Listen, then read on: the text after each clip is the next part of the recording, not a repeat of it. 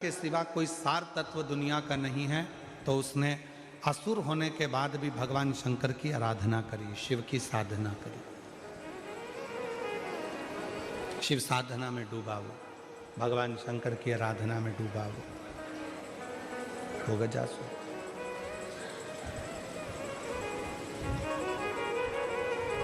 अब इतनी भगवान देवाधिदेव महादेव की आराधना में गजासुर हो गया, इतनी आराधना में डूब गया, साधना में डूब गया कि भगवान शिव को प्रकट होना पड़ा।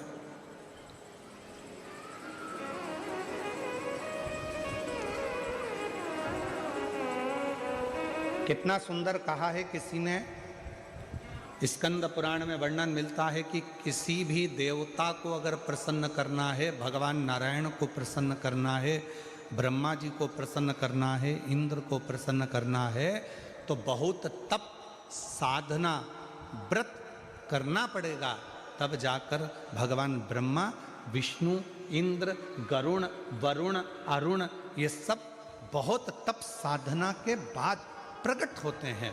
पर शंकर भगवान को यदि प्रसन्न करना है और उनको प्रकट करना है तो बहुत व्रत तप साधना की जरूरत नहीं पड़ती, केवल एक लोटा जल शिव के मंदिर में लेकर जाना प्रारंभ कर दो, शिव प्रकट हो जाते हैं और प्रसन्न हो जाते हैं। शिव प्रकट भी होते हैं, प्रसन्न भी होते हैं। इसलिए सारी समस्या का हल एक लोटा जल, बोल बम का नारा है, श्री शिवाय नमः। शिव को पाना सब कुछ हो सकता है, बस तुम्हारा विश्वास, तुम्हारी श्रद्धा, तुम्हारी भक्ति, और तो उस भक्ति का बल तुम्हारे भीतर बढ़ाना पड़ेगा।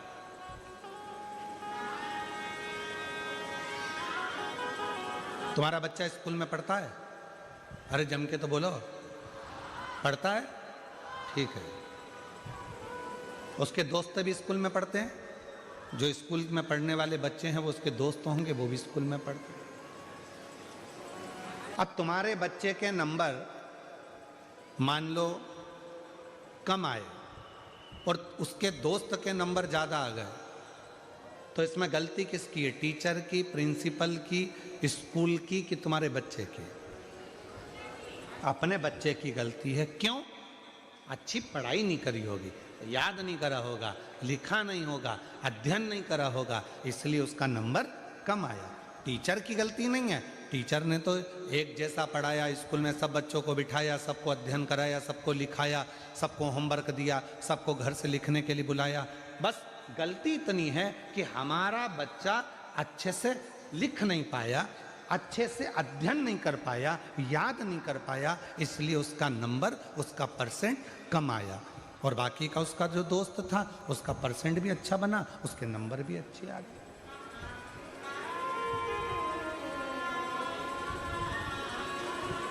अब टीचर को तो आप दोष नहीं दे सकते,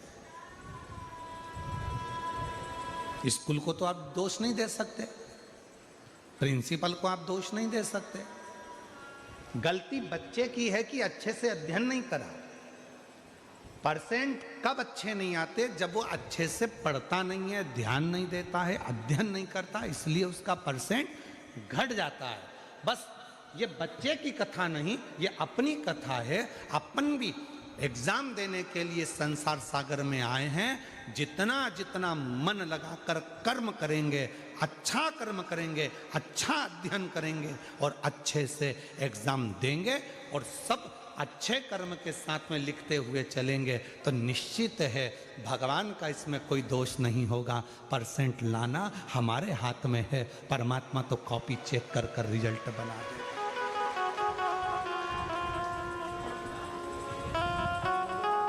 परमात्मा तो कॉपी चेक करेगा, रिजल्ट बना देगा,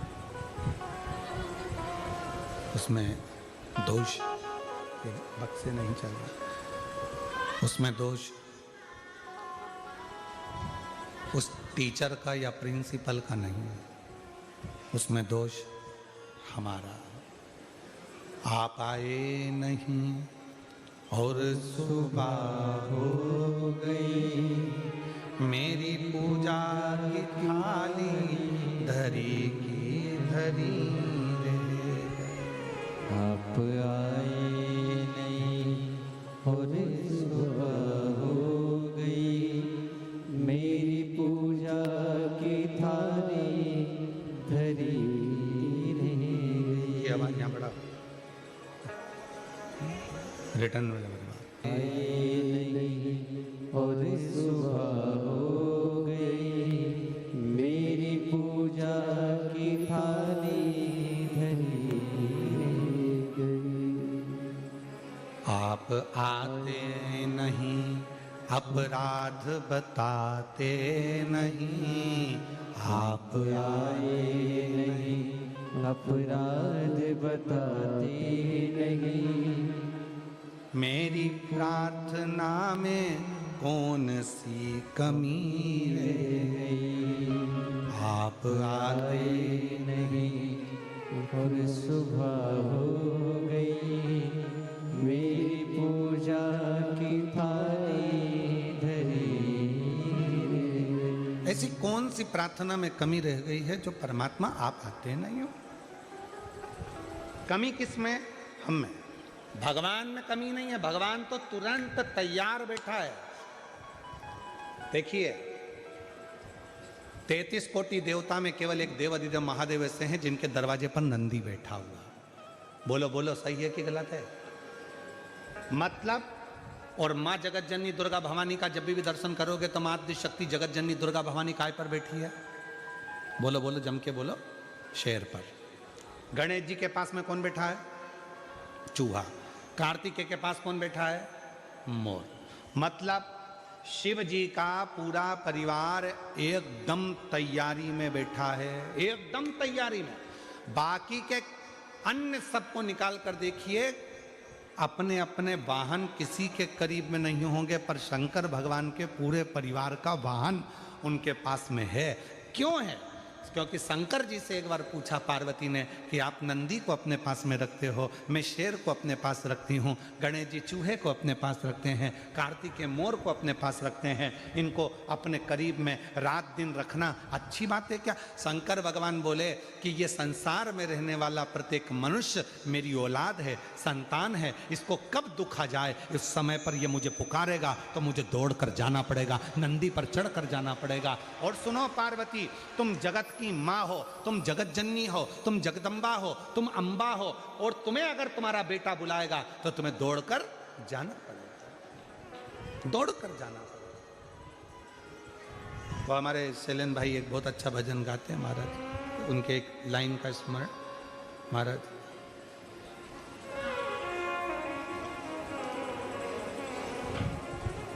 बेटा जो बुलाए माँ को, हो मैया जी के चरणों में टिकाना चाहिए, बेटा जो बुलाए माँ को आना चाहिए, हो बेटा जो बुलाए माँ को आना चाहिए।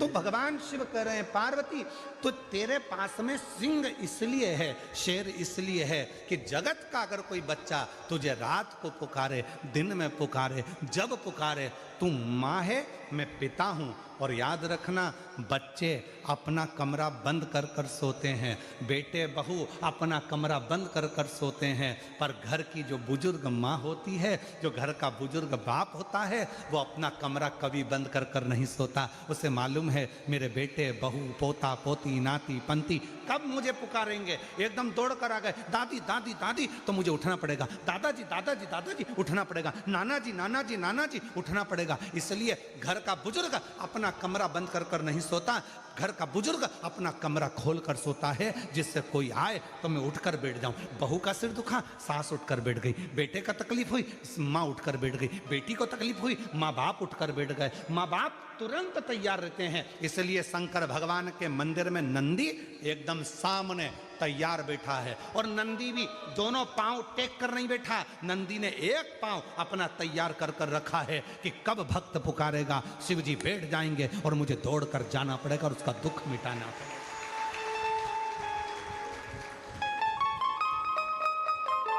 बेटा जो बुलाए माँ को आना चाहिए, हो बेटा जो बुलाए माँ को आना चाहिए, हो मैया जी के चरणों में ठिकाना चाहिए। इसमें एक लाइन शैलेंद्र जी और जोड़, मेरे बाबा जी के चरणों में ठिकाना चाहिए, बबुआ जब बुलाए बाबा आना चाहिए, बबुआ जब बुलाए बाबा आना चाहिए। सारे बोलो शेरा वाली जय माता दी, पहाड़ों वाली जय माता दी, मेहरा वाली जय माता दी, और बेटा जो बुलाए माँ को आना चाहिए। बस इसलिए मेरे शंकर भगवान नंदी को अपने सामने रखते हैं। माँ जगत जननी दुर्गा भवानी से, स्वयं माँ शेरावाली माता से एक बार माता लक्ष्मी जी ने पूछा, क्यों जगत जननी, हे दुर्गा भवानी, आप दिन रात शेर पर बैठी रहती हो, क्यों?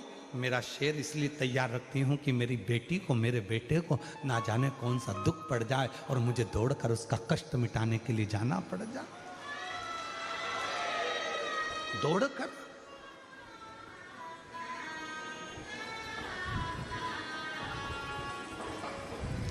आप सब गुजरात में रहते हो,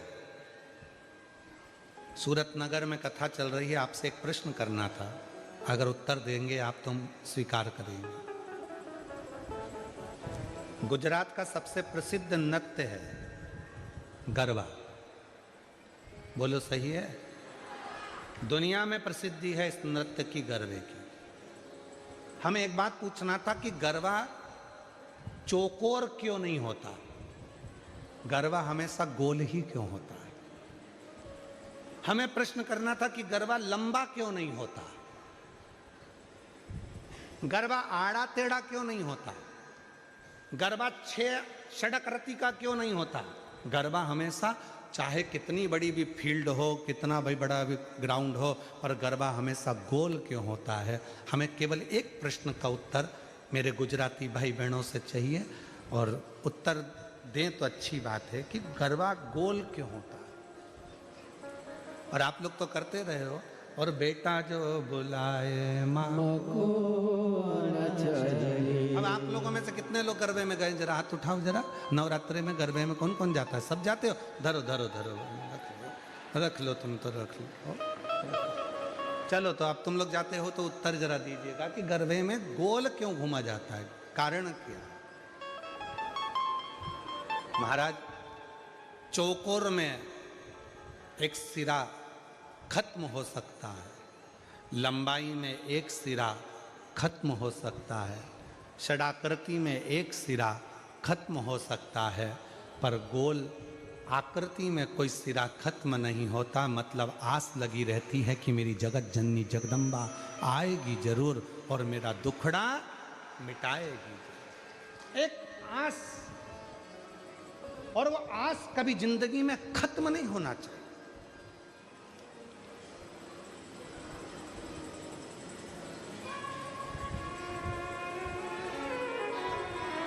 भीड़ में 2 चीजें मिलती है, वो आपको भी मालूम है। भीड़ में 2 चीजें मिलती है, भीड़ में 2 चीजें प्राप्त होती है। कौन कौन सी चीज मिलती है भीड़ में? एक मिलता है धक्का और दूसरा मिलता है धोखा। बोलो बोलो, सही है कि गलत है? भीड़ में, छोटू भाई, भीड़ में 2 चीजें मिलती है, एक मिलता है धक्का और दूसरा मिलता है धोखा। निगाह हटी और दुर्घटना घटी। अभी थोड़ी देर के लिए पल्लू नीचे आया था और भीड़ में धक्का लगा और धोखा। छोटू भाई, मिश्रा जी कहाँ बैठा? हाँ मिश्रा जी, ध्यान देना जरा, बहुत अच्छी बात है, कथा के तत्व पर ध्यान दीजिएगा। भीड़ में 2 चीजें मिलती है, एक मिलता है धक्का और दूसरा मिलता है धोखा। पर याद रखना, दुनिया की भीड़ में धक्का भी मिलेगा और धोखा भी मिलेगा, पर जब धर्म की भीड़ होती है तो उसमें धक्का मिल सकता है पर धोखा कभी नहीं मिल सकता। उसमें शिव तत्व प्रदान जरूर करता। प्रदान करो। कई कई माताएं कहती है गुरुजी हमारे देखो इतनी भीड़ थी, हमारी गले की चेन चली गई। अच्छा ईमानदारी से बोलो, जो नौकरी करने वाले हैं उनका प्रमोशन हो गया, तुम कथा सुनते सुनते पीछे से आगे आके बैठ गए, तुम्हारा प्रमोशन हो गया, पर चोट्टे का आज तक प्रमोशन नहीं हुआ। वो चोट्टा की चोट्टे ही दिया, उसका प्रमोशन नहीं हुआ। जिसकी चेन गई उसकी 2 तोले की ज्यादा बन गई, भगवान ने बनवा दी। मेहनत करी उसने कि अब गई, क्या करूं, रिपोर्ट भी करी मैंने, ये भी करा मैंने, वो भी करा, पर उसकी चेन भगवान ने कहीं ना कहीं मेहनत करके 2 तोले की ज्यादा बनवा दी, कृपा कर दी। पर जो चोट्टा था, चोट्टाई करते करते उसकी पूरी जिंदगी निकल गई, फिर भी वो चोट्टा की क्यों? क्योंकि उसने जिंदगी में सबको धोखा दिया है, और धोखा देने वाला कभी खुशी की जिंदगी नहीं जी सकता, वो दुख की ही जिंदगी जीता। याद रखना, भीड़ में 2 चीजें ज्यादा मिलती हैं। पहले नंबर पर मिलता है धक्का, और दूसरे नंबर पर मिलता है धोखा। दुनिया की भीड़ में चलोगे तो एक ना एक दिन धक्का भी मिलेगा और धोखा भी मिलेगा, इसलिए सावधान सावधान। मेरे गुजराती बहन भाई, मेरे सूरत की जीजियों, सूरत के जी जाओ,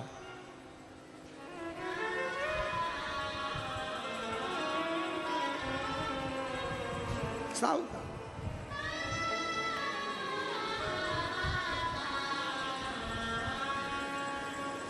थोड़ा समझ, धर्म में धक्का मिल सकता है पर धोखा नहीं मिलता। शिव जी को जल चढ़ाने वाला को कभी धोखा नहीं मिल सकता। श्री शिवाय नमस्तुभ्यम जपने वाले को कभी धोखा नहीं मिल सकता। शंकर भगवान के मंदिर में झाड़ू पोछा करने वाले को कभी धोखा नहीं मिल सकता। और जिसने धोखा दिया है, एक ना एक दिन उसको रोते रोते तुम्हारे चरणों में आकर पांव पकड़ना ही पड़ेगा। अगर शिव भक्त के साथ धोखा किया, शंकर के भक्त के साथ अगर धोखा हुआ है, तो फिर एक ना एक दिन तुम वो चरण पकड़ेगा।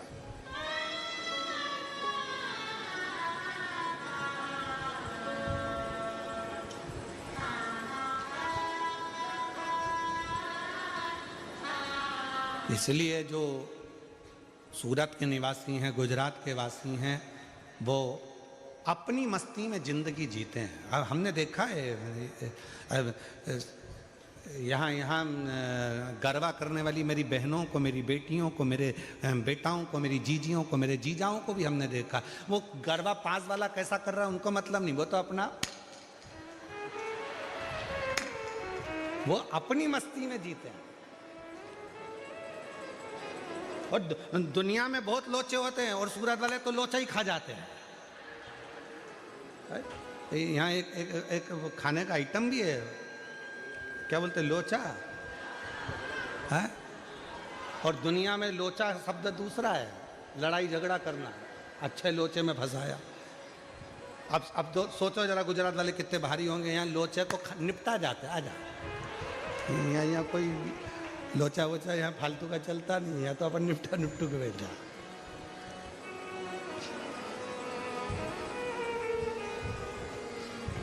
इसलिए महाराज शिव कथा कह रही है, भगवान शंकर का चरित्र कह रहा है। शिव